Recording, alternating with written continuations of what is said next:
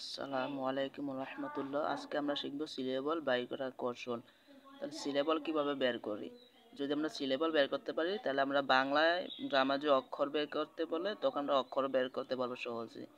যেমন consonant plus vowel, consonant একটি vowel একটি, অথবা ভাওয়েল একটি কনসোনেন্ট একটি, অর্থাৎ আপনার ভাওয়েলের সাথে কনসোনেন্ট লাগবেই অথবা কনসোনেন্টের সাথে ভাওয়েল লাগবেই।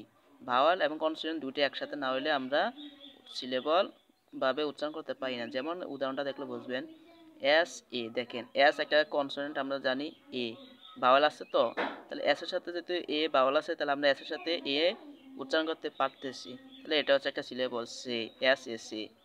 তারপর টি এর সাথে কিন্তু ইউ ভাওয়েল আছে, তাহলে টি ইউ, এদিকে আমরা একটা সিলেবল ধরতে পারতাম, কিন্তু দেখেন আর এর সাথে কিন্তু ভাওয়েল নাই, আর এর পরে আছে কি ডি, আর এর সাথে ভাওয়েল নাই, এই কারণে আমরা আরটাকে কি করছি, আরটাকে ওই যে পিছনে ভাওয়েলের সাথে একসাথে নিয়ে আসছি, টি ইউ আর টার।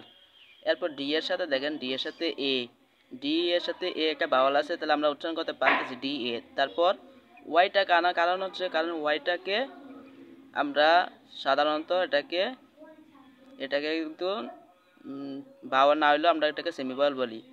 তাহলে ওয়াই এর পরে দেখেন, ওয়াইকে যদি আমরা সেমি ভাওয়েল ধরি তাহলে এটা পরে কিন্তু আর ভাওয়েল নাই, যে ওয়াইটাকে ওই ভাওয়েলটার সাথে পড়বো ওই রকম ভাওয়েল নাই। তাহলে যেহেতু ওয়াইটাকে পরের ভাওয়েলের সাথে পড়ার সুযোগ নাই, অথবা ওয়াইটা যদি কনসোনেন্ট ধরি তাহলে পরে ভাওয়েলের সাথে পড়ার সুযোগ নেই, অথবা যদি আমরা ওয়াইটাকে ভাওয়েলে ধরি তাহলে পরে কনসোনেন্ট নাই, যে এটাকে আমরা সামনেরটার সাথে পড়বো। এই কারণে আমরা ওয়াইটাকে কী করবো, পিছনটার সাথে মিলে আনবো, ডি এ ওয়াই ডি। তাহলে ডি এ ওয়াই হচ্ছে একটা সিলেবল, সে টার ডে।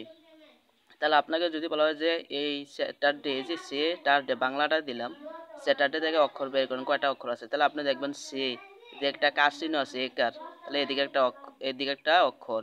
তারপর ট আকার টা রটার, এদিকে একটা আকার চিহ্ন আছে, তার মানে এদিকে একটা অক্ষর। তারপর ড একার ডে, এদিকে একটা একার চিহ্ন আছে, তার মানে এদিকে একটা অক্ষর, তাহলে এদিকে অক্ষর আছে সে টার ডে, তিনটা কার চিহ্ন আছে, এখানে তিনটা অক্ষর আছে। এভাবে আমরা অক্ষর বাংলা ব্যাকরণ থেকে বের করতে পারি। কারণ হচ্ছে যেগুলা